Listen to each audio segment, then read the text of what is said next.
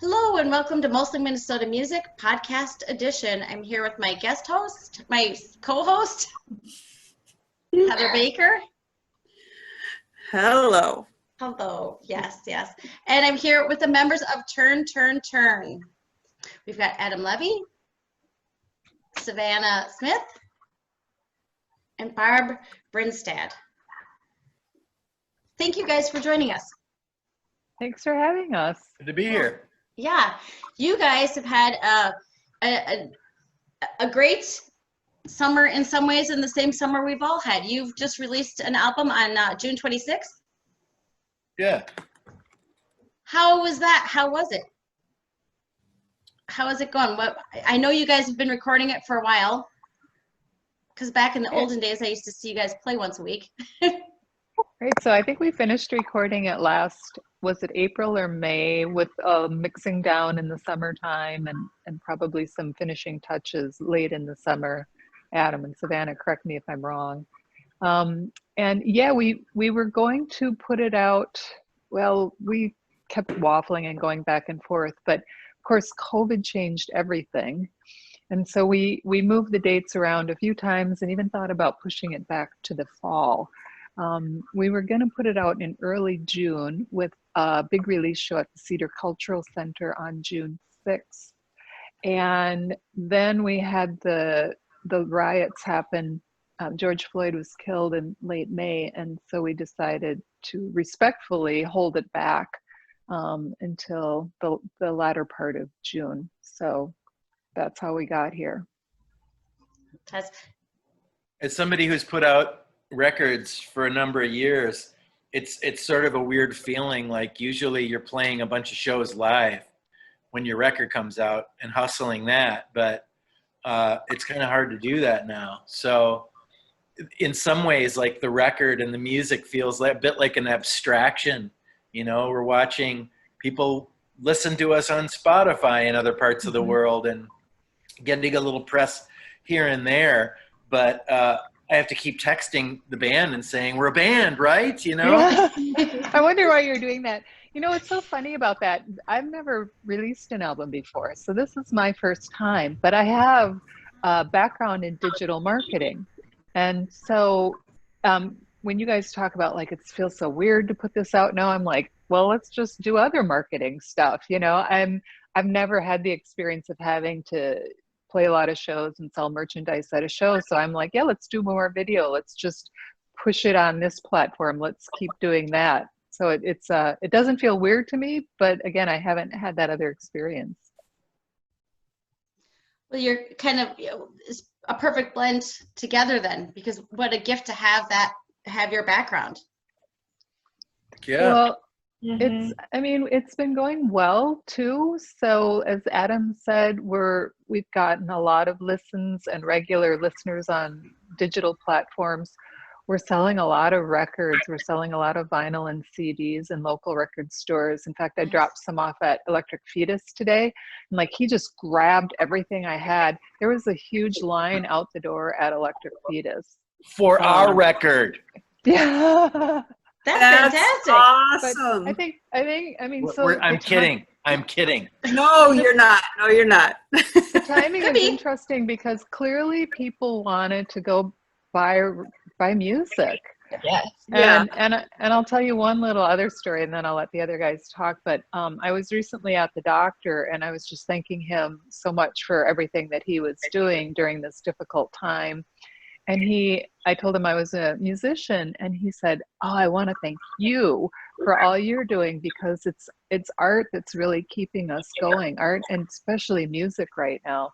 So in some ways it is kind of, it's a good time to also release albums. I agree. Were you going to say something, Savannah? Oh, I was just going to say that I think our timing ended up being beneficial to us a little bit because I think people were so hungry for music.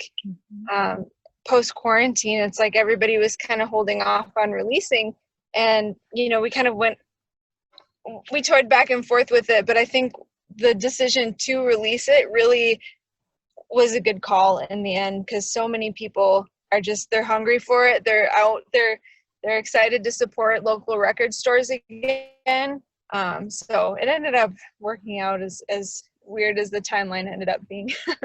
Yeah, I mean, there's no way to tell, if there would have been a bigger reception to our record if we would have waited until the fall.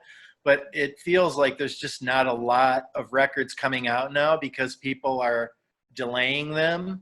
So there's some degree of attention that we've gotten that I think we might not have gotten before. And the level of enthusiasm that I've seen in people's reaction to the record is really high, and it's super rewarding as far as I'm concerned. Yeah. Well, you were. Can I back up for 1 second and get how you guys birthed the beautiful band Turn, Turn, Turn, and tell us how you connected or became? It was all Adam. I was born in Usually, Bloomington, yes, right? 1964. Oh. I play with guys all the time, most of the bands that I'm in. And it's not always easy to find women to play music with. And I was thinking it'd be really fun to do some sort of vocal project, specifically like a cover project that just sang my favorite or our favorite music from the 60s and 70s, country and folk and rock. All the stuff that just influenced who I am as a musician, but I could never really do it with the dudes I was playing with because nobody wanted to sing. So Barb and I had been friends, and I was trying to think of ways to get more involved musically with Barb, and this was the first thing that sort of came up. So Barb was doing it with me. We just did one acoustic show. My daughter was singing too. And she backed out really quickly just because she had other stuff going on. And so the first person I thought of that would be really great for this was Savannah, who was a great songwriter that I'd known from a music school that we were at together a number of years ago. And Savannah said yes, and we started just playing covers, just doing, what do you guys what songs you want to do from this era or that sound great as 3-part harmonies. And Barb was pushing all along, Savannah, do one of your songs. Let's do an original. And I just said, no, I don't want to do my originals in this. It's just a cool cover band. And Barb just kind of kept pushing on us. And then one day the light just sort of went off for me, whoa, I got a lot of music that could be Honey Dog's record or some other solo project or something. What would they sound like if we did these originals with the three of us, with those vocals? And we went in the studio in April, and all of a sudden, oh my God, we're a band. We're not just a cover project for a little extra scratch money. This actually could be something quite cool. And Jason Shannon at Zoo School, right? Why am I forgetting the name of the studio? Yeah. Zoo School in Wisconsin had offered a little studio time. Come check it out. And we just fell in love with making music together over that weekend. It was just a complete, pleasant surprise for me. And just all of a sudden the band evolved into something completely different. And I want to point out too, the song that Adam played me, where the light bulb went off for me, that I wanted to play was Cold Hard Truth. So I don't know if you remember, Adam, you showed me you doing a duet with this other guy. And I'm like, that song, I want to play that song. Yeah. That made the deal. Oh, what? Go ahead, Heather. Oh, no, I was gonna say, well, thank you to the ladies there, but I do love when I hear the lady. There's a couple songs on the album that it does sound a little Honey Dog in it, but then when I hear your lovely ladies next to it, it gives it just a whole different feel. So I totally embrace that you pushed him, Barb, and that Savannah got in on there too.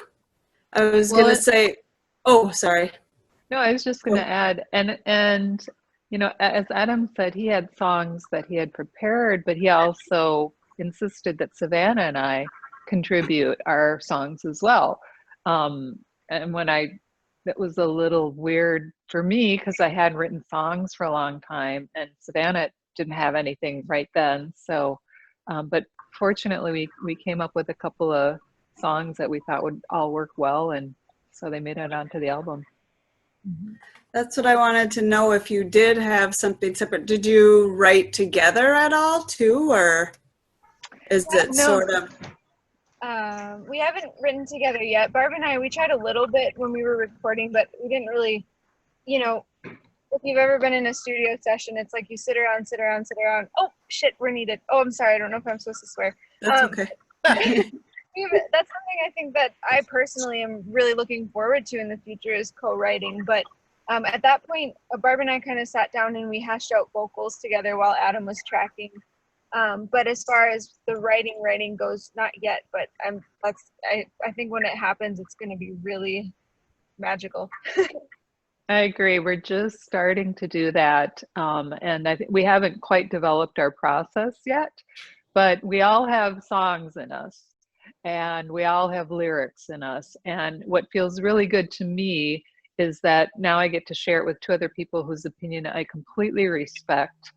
And I trust that they will be rigorous in evaluating, what works with this song, what doesn't, and be completely honest. And there's just a lot of trust among the three of us that we'll actually produce the best material by bouncing things off of each other. Yeah, what she said. That's, yeah, very well said, Barb.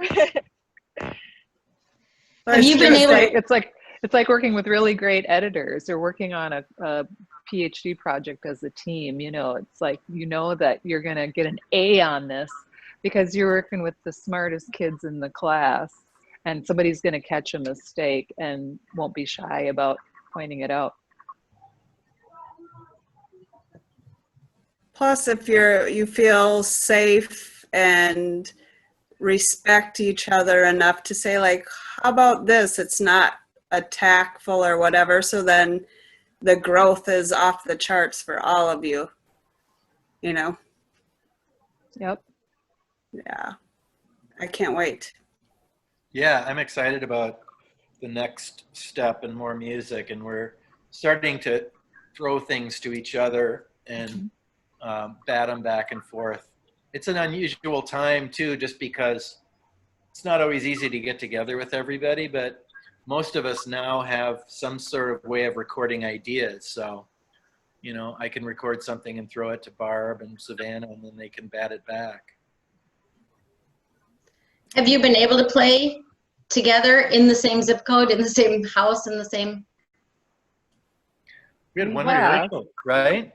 Yeah. I'm trying to remember if we had more than one.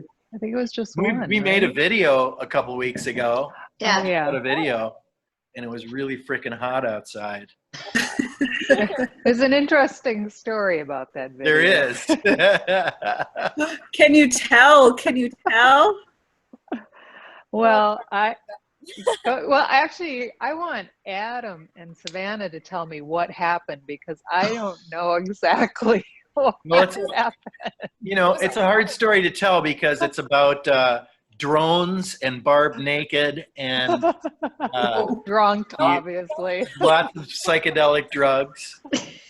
Wanted to get into the mindset. No, it was a really freaking hot day, and the guy that was shooting the video wanted to shoot sort of in 3 different places, and it went from hot to really hot, and we were on this sort of back area, and Barb was getting kind of like, I could tell she was bobbing and weaving as we were in the sun, and she kind of braced herself on a pole, but the thing was, she shot the rest of the scene and looked fine. And then within a couple of literally like 30 seconds after she got off stage, she totally collapsed. Oh, Yeah. Yeah, just heat. It was heat exhaustion Yeah, heat caused by exhaustion. dehydration because I hadn't had anything. We had to leave. We had to be there by 8:30 in the morning, and it was up near Taylor's Falls. So I just had coffee that day. So yeah, but yeah, I was going to ask you guys, I just remember going, I think somebody said, let's go in the house and cool off. And then I just remember in my head going, I'm going to put down right here. And I just remember, I was like, I am going down. I saw you because I was walking right next to you, and I saw you slowly just start melting, and I was like, oh shit, okay. And I like tried to get under your arm, and I was like, I don't know, like I'm not maternal or like stepping into this. I'm like, I just know that I don't want you to hit the ground. Yeah, and I think I still had my bass on too. Was I still wearing my bass? Oh, So, but a couple Yep. people caught me, and somehow they found a chair, and then we got me in. And here's my takeaway, people, and you guys, Heather and Ann would know this as athletes. Never travel without Gatorade.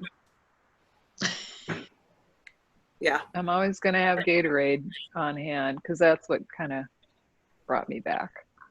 Yeah. But I can tell, like, and we were only halfway through filming. We Oh, had a lot Yeah. more work to do. So we were just like, I don't know what we're going to do. She can't go out in this heat. She went and sat down for a few minutes and, drank liquids and then we went back and shot. And if you watch the video, the part after she fainted, she looks completely composed and fine. But when she was standing there looking at us, she was just like, this, I don't think I can do this. I couldn't even lift my hand up to bring the water to my mouth. I was like so out of it. Yeah, and you guys couldn't tell, but like when I watch that video, I'm like, There it is. There's the that's moment. before, yeah, the after. I am like, I could tell, but nobody else can tell. But you rallied, and you made it did. look so good. I did, man. It's like we were talking earlier just about being a competitive athlete. You just kind of push through stuff and you just do it. Well, the old show must go on. That is true. And that's musicians. Yep. You have to just keep going. Well, now it's going to be kind of fun to watch it again and see if we can figure out, I I'm know. sure you will. Yeah, we're going to release it. What was the date on that? The 24th of July? Yeah. so how many videos have you recorded? Because did you put one out on the 24th of June? I think we did. Yeah, I think it was the 24th of June. The Cold Hard Truth. No, Yeah. that was in May. What was it? Yeah. Wasn't it? I don't remember. Well, No. the question really is, how many have you recorded? No, I think it was in June. This is what's so changed. weird. It's like, because like everything's sort of a moving target. So we sort of we're like, let's do it. And then something happens and we're like, oh no, let's push it back. And sometimes we're really clear in our communication and sometimes we're not. But I think we did that in June, or we released it in June. I want to say, I'm going to go with June. But we also did, I'll look on our YouTube channel. Go to our YouTube channel. You'll see the upload date. Well, there. Wait. That's like you had digital marketing background. That's awesome how you fit that in. It's all right there. But it is. I mean, and I applaud you bringing out the album now because we have no idea what's going to happen. And we're only midway through 2020. Mhm. Yeah, and I've been talking to friends about this. I don't know about you guys, but like September is only 2 months away. And I know we were talking, a lot of people were rescheduling shows for September and October. I'm not confident that we'll be packing people in September. No, No, no. no. So I was going to say, get working on the next album too, because we're going to need that right after this one. Enjoy this and then bring us into the next, please. Mm-hmm.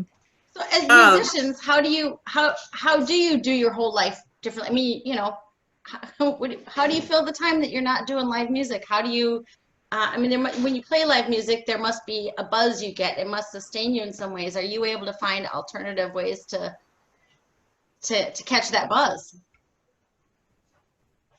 I mean, I've been writing a ton. So for me, this was I don't know if I would have written as much if we hadn't had this last 3 or so months of, civilization sort of shutting down. So there's just a lot of leisure time, and for some people, it's been a lot of pressure, like, oh, I should be more productive in this time. So there's some pressure on people to make and do. And I haven't really felt that, but I felt a flow of just doing. Because playing shows, most of your month, you're getting ready to do shows, and you're rehearsing with the band and learning parts on your own. And that is completely interrupted, that whole process of being immersed in music with other people. So finding other ways to make music, and especially making new music, has really kept me sane. And I was gonna Savannah's say- has a lot going on. Yeah, my life went from nothing to everything very, very quickly, and I don't know that I'm able to catch the same buzz as live music.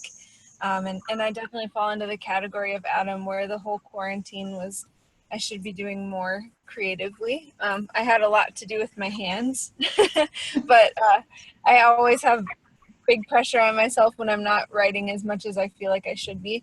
And it's been a little tricky because that pressure stunts me a little bit, and I feel like I get so excited about Turn and about playing music with Adam and Barb, and I want to bring new material to the table, and I have all these ideas swirling around in my head. I have all these like very basic foundations of songs, and I don't always get to execute them.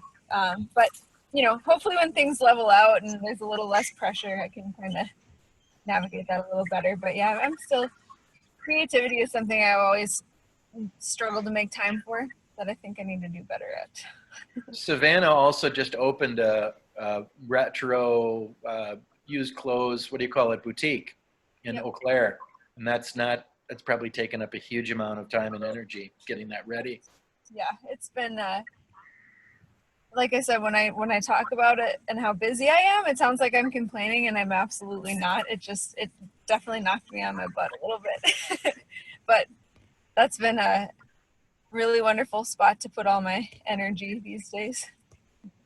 How is it going? It's Sorry. phenomenal. I couldn't have asked for a better start to it. So much so that we're struggling to keep things on the shelves. So we're out pretty much every day that we're not there, we're outsourcing. Great. Amazing. I love it. I I can't got wait to come my visit. little walk by to clean out her closet. You can. She grows 2 inches a month, so we can bring some. I would love that. Okay. Yeah.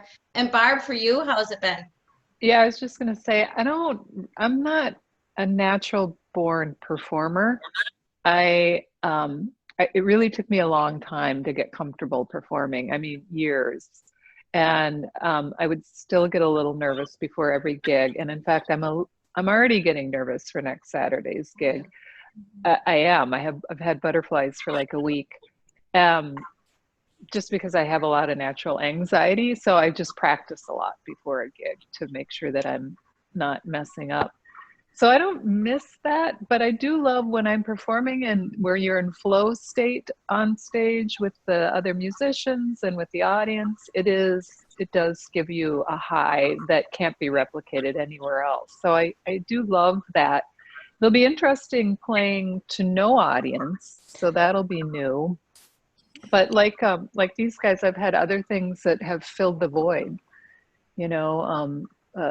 learning new software, doing different kinds of work, just doing other stuff and just sort of letting things evolve and see what happens.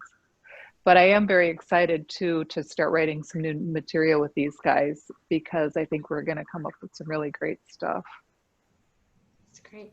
Now, you've alluded to the show next weekend. Does someone want to give us all the details?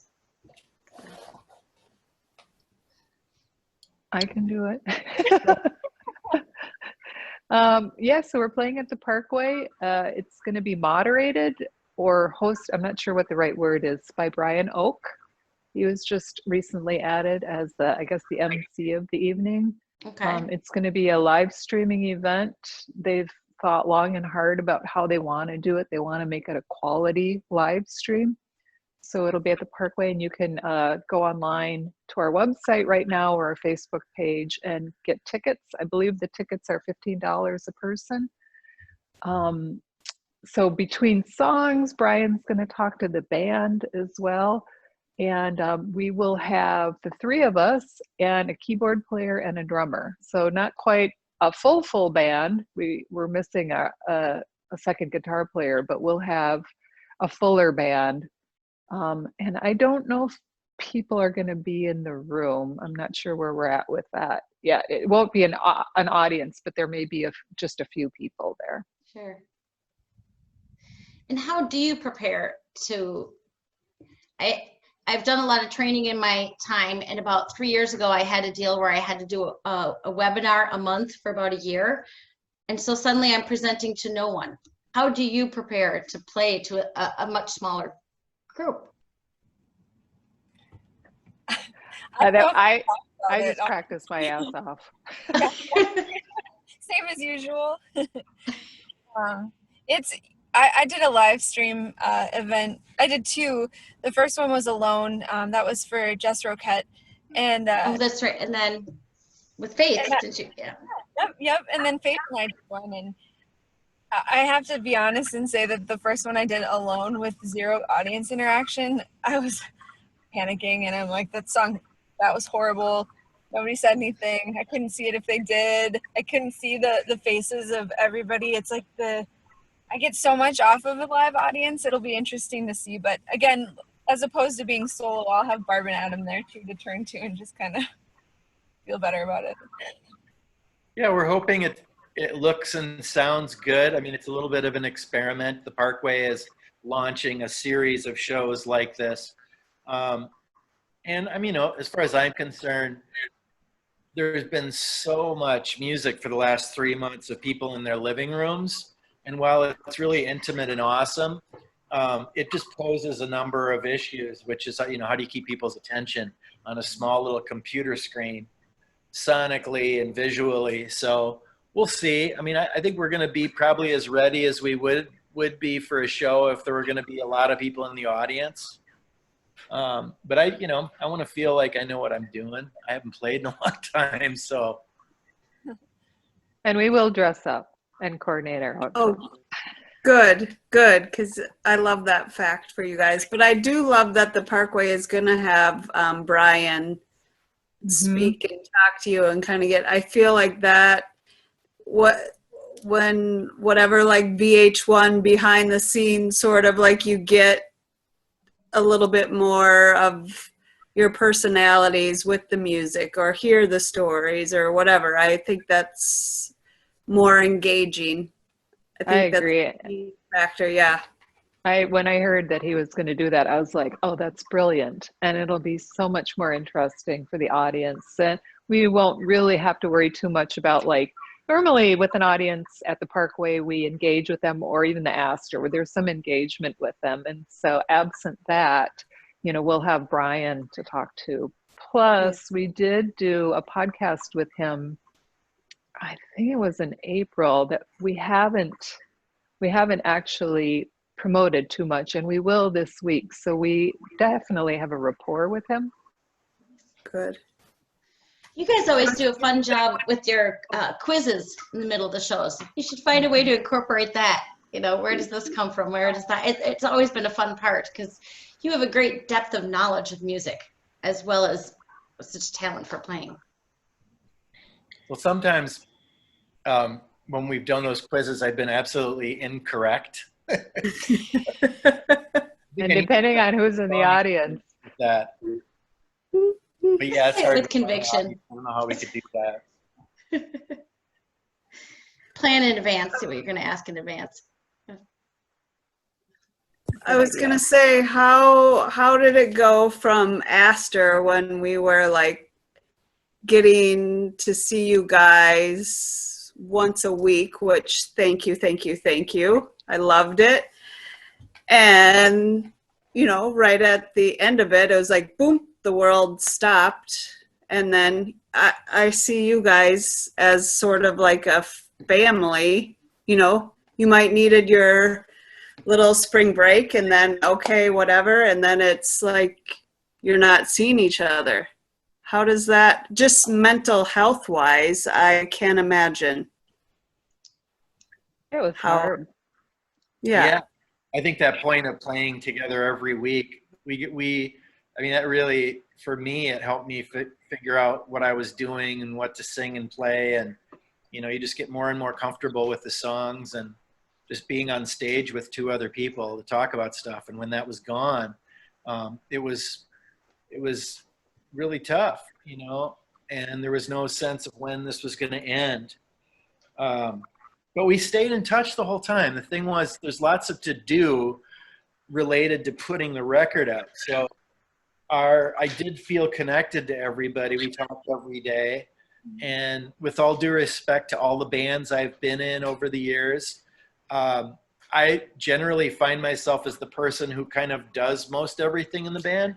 And this has been such a refreshing experience to have two people who are equally invested and knowledgeable and eager to do something, you know, to help promote or research this, that, or the other thing, or figure out how Spotify works, or, you know, in Barb's case, she's able to do web design kind of stuff.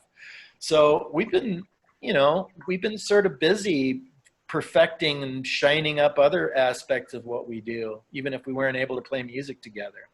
Yeah, we had none of that before COVID. So we built the website, the YouTube channel. You know, we sort of developed a cadence for our Facebook. I don't think did we have an Instagram? I guess we had an Instagram, but we did like our electronic press kit.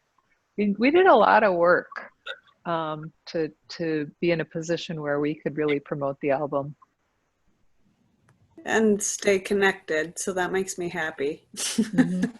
Yeah. For you. Yeah. And you've got some nice press. You're one of the best albums of the year. So far. So far. That's right. So far. Well, congratulations. I mean, it's a nice moniker there. Yeah. Really well, we're in nice. good company. Yeah.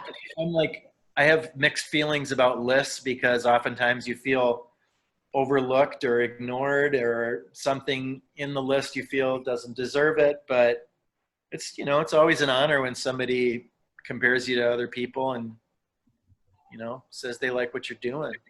It's somewhat validating.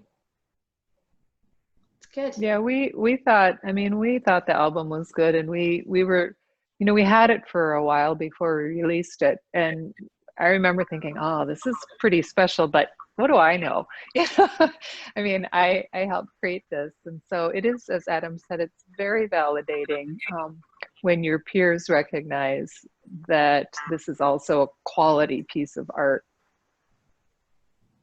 Fantastic. You guys are also involved with the Value Our Venues project. Can any of you tell me a little bit more about that?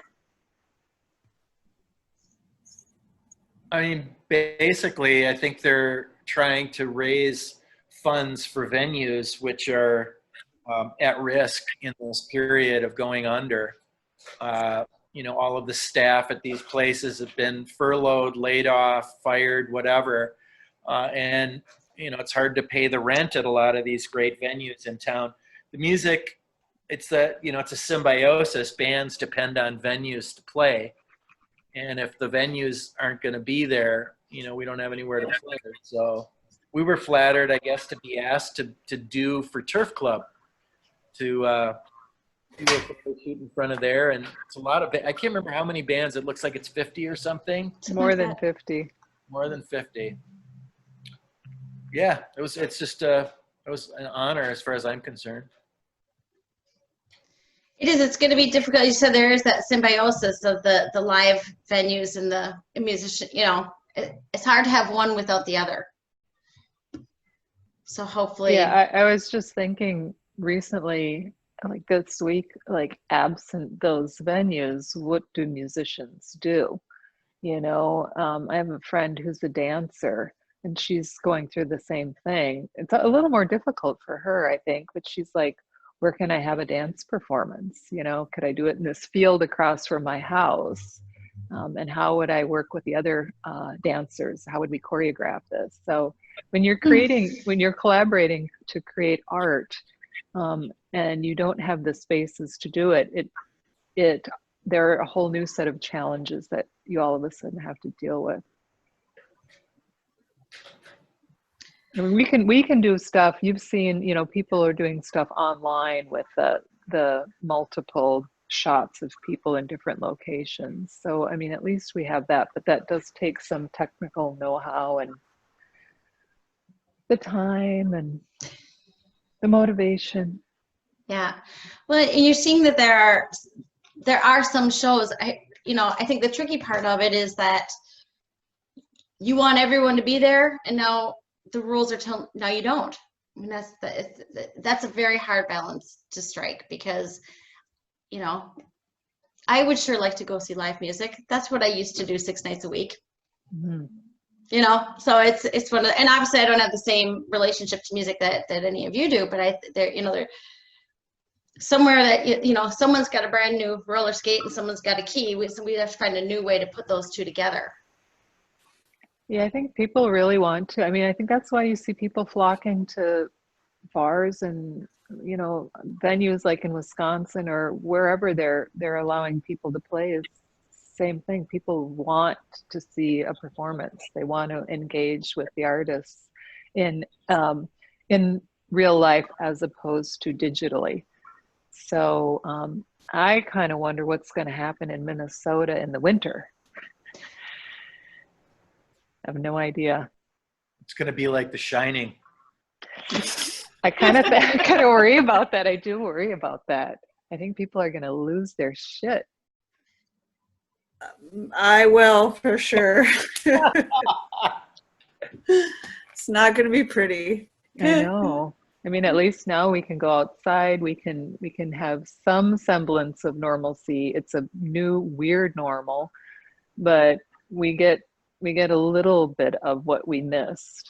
And I'm not sure how that's going to work when we're all indoors again. Yeah. I was going to Not say, to be a downer. no, but I was going to say, get on top of it and think creatively with some sort of tools that'll help play with the cold and your fingers and whatever. You'll be selling that out. We were going to do a yoga show, a daily show called Turn, Turn, Turn. And we're just going to focus on, some full body turning action and Like this. Brilliant. that's it. That would be about my yoga expertise right there. Sure, yoga. Oh, So if you had if you could get one thing back, where would be what would you like to be? What would you hope for 6 months from now? A new album? A vaccine that works. Huh? A vaccine that works. Well, yes. There's that. But The end of the police, as we know it. Well, we can certainly go down. I spend a lot of my time on some of the front lines of those issues. Yeah. yeah. I keep asking my dad. I'm like, hey, was this what it was like in 1968? What was it like around about midway 1968? And hope at least with some of the civil unrest, I feel like we're getting to a new place. That's the thing with COVID is, you're like, this is like breaking my arm. I mean, but. Yeah, I hope that we're going through some sort of a collective metamorphosis. I mean, that's my kind of glass half full armchair evaluation, but that when we come out on the other side of this, we will have really gone through some difficult times where we've had to examine our behavior, what we represent as a culture, as a race, where we want to be, and how we get there. And I kind of think that that having these, COVID has forced us to really do that hard examination. So I think as artists, we can help move that along in ways that feel comfortable to us. Or even more so, ways that are comfortable to somebody listening. Even if you're pushing the envelope, you're doing it in a melodic in a beautiful way. So you're able to push a message that might not get the same attention in a speech, in other formats. So that's. Yep. That's a good way to think of it. Yeah, so I'm sure some of our lyrics will reflect our current reality. Our 2021 lyrics will reflect our 2020 situation. Amazing albums out in 2021. Right? Do you find that you're writing more about it, or do you find like I just need a break and I need to write about frogs? I mean, I'd say about half of the stuff that I've been writing in the last few months has been directly about what we're going through. I guess when I write stuff though, it's usually not so literal. You know, I'll usually set up most of my narratives so they could be about a relationship or a political climate. I think, Can't Go Back. An example of a song that I initially was writing about some relationship issues, and that we were kind of altered in a way we'd never be able to return to. And as I thought about it, it really became a more political song about all of the changes that are upon us, and that the world is so altered. So that song was written, 2 years ago, but it definitely resonates with what's going on right now. amazing prescience there. Yeah. I don't know. I mean, I think a lot of it had to do with the current presidency and how the world felt so altered, since 2016. It really feels like things have shifted in a lot of bad ways, but also there's just been this increased sense of vigilance on the part of people with progressive politics. Like, there's no way we're going to go back to the way we were, which is what this huge cultural force since 2016 has been trying to do. It's trying to turn the clock back on women's rights and civil rights and, the rights of people with different sexual orientations. And most of us watching that happen are just like, not on my fucking watch. Yeah. There's nothing more uplifting, I think, than going to some of the protests, the daytime protests, and before and after May 25th. I think it's, nothing gives me a greater lift than going to the youth strike, for example. That is always a very well attended meeting, and hopefully we can carry that momentum forward. Yeah. Amen to that. Yep. I would say, being a parent with 2 social justice warrior kids, I'm certainly, I have a degree of confidence in the future that I didn't have 5 years ago. And I don't just say this because I feel like my kids are in touch, but I think their entire peer group. And I think nationally, there's this amazing level of enlightenment and engagement in young people that we haven't seen since the 1960s. And I think it's a much more sophisticated than it was in the 1960s. These kids really are just, they're wizards. The internet's made them whippersnappers. Mm-hmm. Yeah. Well, you can mobilize so much more quickly, so easier, quicker, everything from it. You can get the information out. It's a matter of now kind of assessing what that. Yeah. You guys are in a unique position to be part of the soundtrack. Mm-hmm. That's exciting. Very exciting. The Big Chill that they write 30 years from now will be playing your music. That's cool. I'm knocking on wood right now. Yeah. So that would be. I don't know, Heather. Do you have any other questions? Or you? No, I'm getting squirmy. Sorry, I'm trying not to move and I'm shifting. Sorry. It is hot as it is. Yeah. I don't want to pull a Barb and face plant. That has changed the way I look at summer and being in the sun forever. That was like a kind of a come to Jesus experience where I'm like, okay, I guess I can't do heat for extended periods of time. Who knew? Who knew? Yeah. it's what they say about water. It's true. My own children laugh because I started drinking water a few days ago. They're like, "Wow, what happened to your Diet Coke?" Even I will go for water after a bit. It is true. So remind us of the stuff that you've got coming up and where people can find you and all of that good stuff. So obviously we have the Parkway show on Saturday, the 18th, right? Yes. Get tickets for that, Barb. What's that? How do people get tickets for that? So we are working with the Parkway to promote it on Facebook. So you can go to our Facebook page. You should be able to go to our website. Toward the bottom, we finally are able to activate the event section. I actually had to pull it off for a long time, but now it's back on. And so you can see, that's where you can go to see where we're playing and when we're playing. And you can get a ticket through that link as well.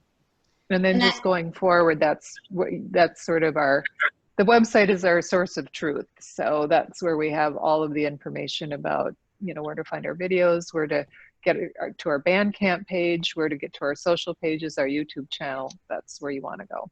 And is that turnmpls.com? Yep. Turnmpls.com.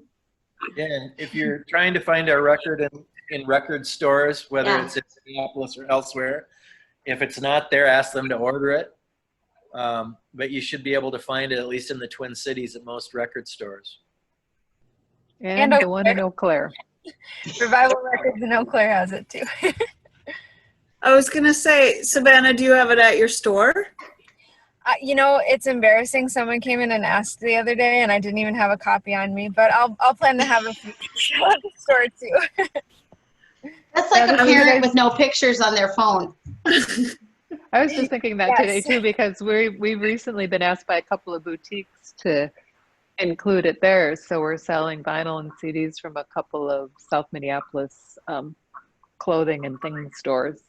Yeah, Ann and Heather, if you have ideas, I went to the place called Queenie and Pearl. Are you familiar with that? Oh, I love that place. Yes. Store. And I just asked her if she wanted to sell the record, and she was down with it. We're trying to find. Sometimes I think finding unconventional places to sell your music is better than record stores, just because at this point, And then Corazon, is that how you say it? Oh, yeah. Or Corazon, yeah. Yep, has it too. And I saw you had a nice write-up from some UK publication. UK Americana. Thank you. I was going to say Americana, UK Americana. Maybe that's right. I don't know. Well, no, I think you're probably. Have you had? Where's any orders from the UK? Are there places where you're like, oh, how do they know about us from there? I don't think we've had a lot of international shipping, but I believe people are buying the music digitally.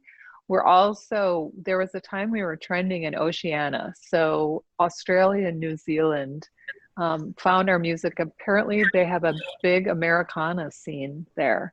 And so they found us and we're still on their radar over there. But that is kind of one of the nice things. Again, right now we would be focused on touring regionally or locally to promote this. And so we're looking at other avenues about getting the music out there to audiences that aren't in our backyard.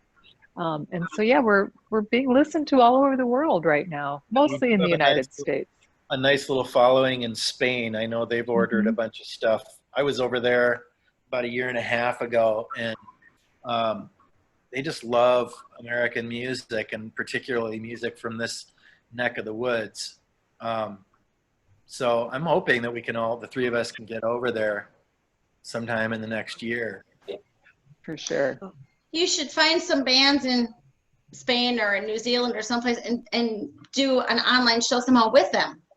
Oh. And you can introduce them to the Twin Cities and vice versa, and they can introduce you to Catalonia and vice versa. That would be a fun. That's a great idea. Mm-hmm. Yeah, I mean, we have to be creative. We still are producing music, and we just have to be creative about how we disperse it, in outside of our little region. That's good. But I mean, people have been doing it for a while. Yeah. We just have to We just Well, have and to we start thank doing you for it. doing that. You know, I think, as I said, you know, what I like doing is walking and going to see music, you know, and I always think, well, how can I support it? How can I, because you know, I really want to be able to do something with, yeah, I really want to be able to go to a show next summer, you know, do whatever I can do to keep the turf club open, do whatever I can do. So Yeah.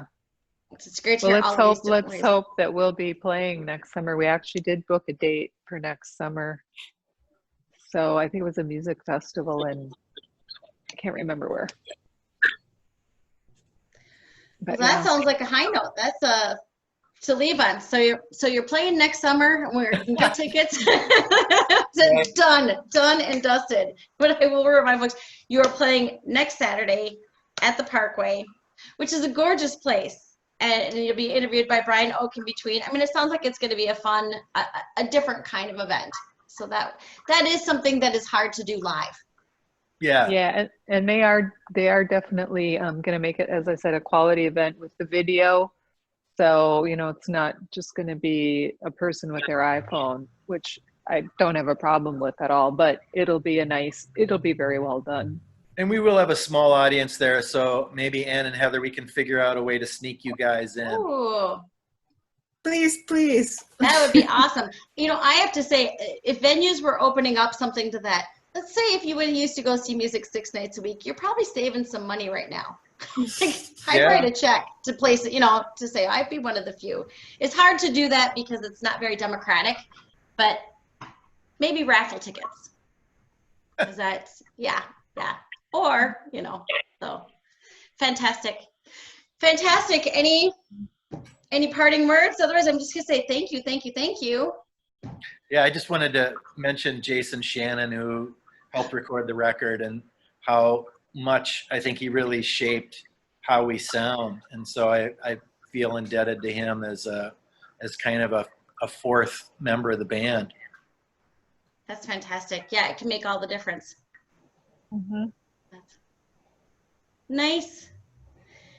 Well, one way or the other, we look forward to seeing you next week, and maybe we'll see you other places, other times throughout the summer. You know, if things keep going well, that'd be nice. If there are opportunities to play and they'll keep us and the servers and the audience safe, we'll probably be doing them.